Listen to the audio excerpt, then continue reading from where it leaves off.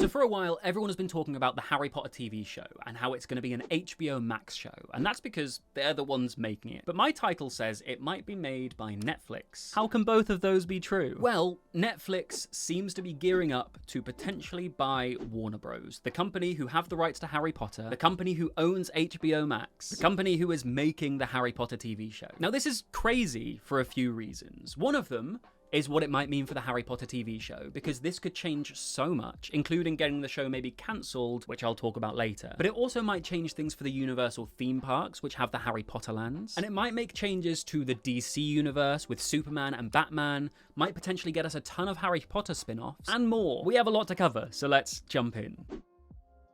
So why is Netflix even interested in buying Warner Bros? Well, it comes down to a few things happening all at once, right? First, Warner Bros is making the whole thing possible by splitting itself into two companies by mid-2026. You've got one side that's all the good stuff, the studios, HBO Max, DC, Harry Potter, all the IP that we actually care about. And then you've got the other side with all the cable networks like CNN and Discovery that, let's be honest, aren't exactly growing businesses in 2025. And that split basically put a for sale sign on the studio side of things. And, you know, everybody in that industry apparently seems to know it. NBC Universal has apparently been crunching some numbers too, but they're pretty much aware they can't afford it. So it's pretty much down to being between Netflix and Paramount Skydance, who were the first ones rumored to be interested. But Netflix apparently have a really good chance of making this purchase. And they're not just doing it because they can. I think they're doing it because they have to. Like, Netflix has been the king of streaming for years, right? But their biggest growth problems have always come when serious competitors have launched. When Disney Plus launched at the end of 2019, Netflix's subscriber growth started to stagnate. And a similar thing happened when HBO Max launched as well. Suddenly, Netflix wasn't the only game in town anymore, and people started to wonder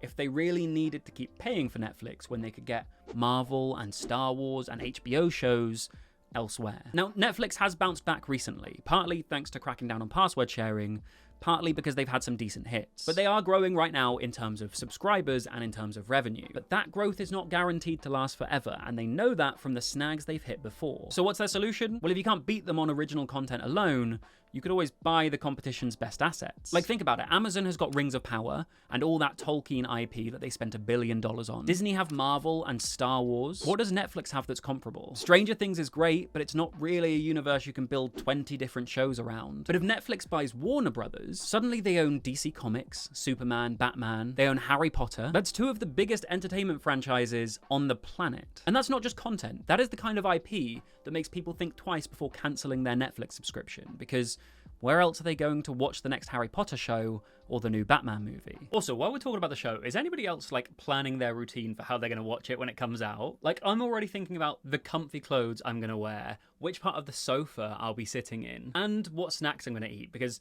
I think I have to pick my favorite snacks in the world to eat when a show like this comes out. And for me, that is cereal. I am a cereal fiend. Like, I'd live off the stuff if I could. Which is actually perfect, because today's video is sponsored by Magic Spoon. And honestly, this cereal feels like childhood reinvented. Like, I get that same great taste that I remember from being a kid, but like upgraded with grown-up ingredients that actually fuel me for my day. Here's what makes Magic Spoon different, okay? Their cereal has got 13 to 14 grams of protein, 0 sugar, and 4 to 5 grams of net carbs per serving. So when I have it, I can feel good about what I'm eating. And their treats have 11 to 12 grams of protein, just 1 gram of sugar, and 1 to 2 grams of net carbs. Magic Spoon is high protein, fits a carb-conscious lifestyle, and honestly tastes like the cereal that I grew up loving. Between their cereals and their treats, there are over 16 flavors to choose from, so whether I'm settling in for a Harry Potter marathon or just need a quick protein boost, Magic Spoon has me covered. You can use my code BRETTMAGIC or click the link in the description to try Magic Spoon cereal or treats today,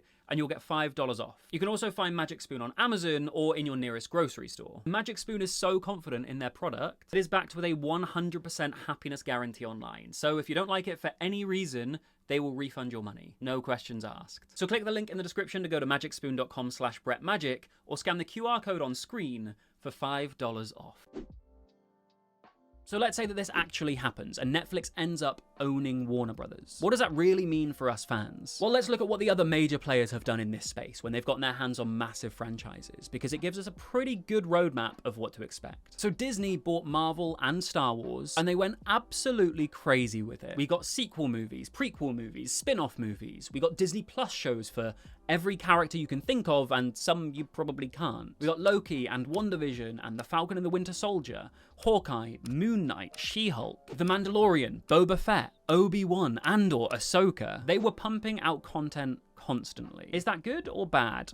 Well, it depends who you ask. Some fans love having endless content from their favourite universes, but we've also seen Marvel fatigue setting in, with some recent projects just not performing very well at all. And Star Wars has had its own issues with fan reception being, let's say, mixed. So if Netflix buys Warner Brothers, they'd suddenly own the DC IP and the Harry Potter IP, arguably two of the biggest entertainment franchises on the planet. And based on everything we know about Netflix's strategy, I imagine they'd go the Disney route rather than the Amazon route. Because Netflix has been very open about wanting to build big, powerful franchises rather than just random hits. Their co-CEO, Ted Sarandos, literally said they need a steady drumbeat of shows and films that keep people subscribed. So if they get their hands on Harry Potter and DC, I'm pretty sure they are going to milk every drop of content that they possibly can. And that might mean loads of Harry Potter spin-offs, a Marauders series, an Aura series, maybe something set in different wizarding schools around the world. And the same with DC. We could see every character you could think of getting their own movie or their own show. But is that actually what we want? Because there's a fine line between giving fans more of what they love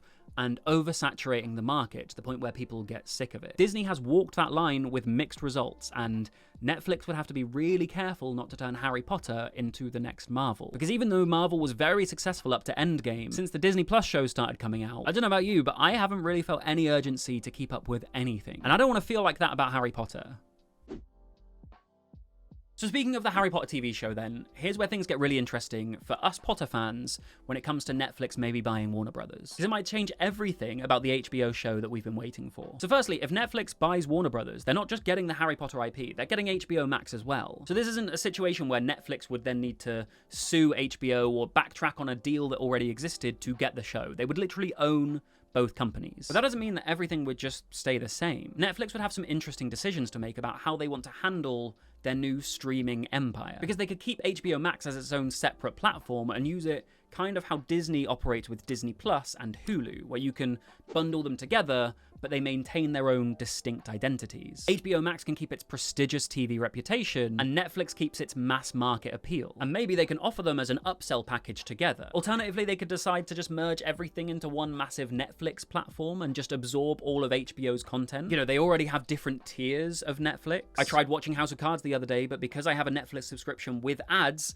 they wouldn't let me. I had to go to Netflix Plus to unlock that content. Maybe the HBO content will be only for Netflix Plus or Netflix Pro or whatever they're calling those. And so when it comes to Harry Potter, maybe HBO will have it first and then Netflix will get it later. Maybe Netflix Premium gets Harry Potter at the same time as HBO, but Netflix with ads gets it a little bit later. In fact, in the UK where I live, HBO Max isn't even available. You can probably get it in lots of countries, but here, not so much. So it might be that HBO Max stays separate in the US, but Netflix has the right to distribute Harry Potter across the rest of the world, which is exactly like the deal that happened between the BBC and Disney with Doctor Who. The BBC kept it for the UK, but Disney had the rights to distribute it everywhere else. I imagine HBO might keep its rights to Harry Potter in the US, but Netflix gets to distribute it everywhere else. But here's where I start to get slightly concerned as a fan, because honestly, how they release content doesn't concern me too much. But if Netflix takes over creative control of the show, what does that mean for how it's made? On the production side, Netflix isn't exactly known for skimping on budgets for their big shows, right? Look at Stranger Things. That show gets massive production values, great special effects. So from a pure money standpoint, the Harry Potter show would be in good hands. I'm not worried about that. But the problem is, Netflix has this thing where they take absolutely forever between seasons. Stranger Things fans waited about 3 years between seasons 3 and 4, and we're waiting almost the same amount of time between season 4 and 5. In fact, season 1 came out in 2016, and season 5 is due out at the end of 2025/beginning of 2026. Which makes it about 10 years for 5 seasons. Now, the Harry Potter show was supposed to last 10 years for the whole thing, and let's be honest, if they're casting age-accurate 11-year-olds for the first season, a 2 to 3 year gap between each season will add up. So we'll either have recastings every couple of seasons, or we'll end up with 20-year-olds playing like 14-year-olds at some point. But that's not even my biggest concern. My biggest concern is that Netflix is notorious for cancelling shows really, really quickly. And let's be honest, I think the Harry Potter show might need some time to find its feet. Like, I know that sounds ridiculous for one of the biggest franchises in entertainment history, but the Fantastic Beasts movies didn't really set the world alight. I think think at the box office they did kind of badly. Not compared to most other movies, but compared to their budget and compared to expectations. And some fans are already skeptical about early decisions around the show, so if this series doesn't hit the ground running and become an immediate cultural phenomenon, Netflix might pull back the budget or cancel it completely. And that's not me being dramatic, that's how Netflix operates. They tend to cut their losses after 1 or 2 seasons. Shadow and Bone, The OA, Sense8, Mindhunter, it's what Netflix does. Suddenly the Harry Potter TV show might be a cancellation risk. But for the longest time, I have been saying I want a Netflix theme park, very specifically just for Stranger Things attractions. So with the Harry Potter lands in the Universal Studios theme parks being so successful, maybe this acquisition would open the door for that to happen somehow. Whether that's a bigger deal with Universal, or the option of a whole Netflix theme park itself. Anyway, who knows what might happen. This is in the very early stages, there's nothing confirmed. But the TV show is confirmed, it's definitely happening. I imagine we'll get season 1 before any sort of acquisition is even through the door. So if you want to hear me talk about the TV show and my initial thoughts, you can check out this video where I rank each Harry Potter book as I think it will translate to screen.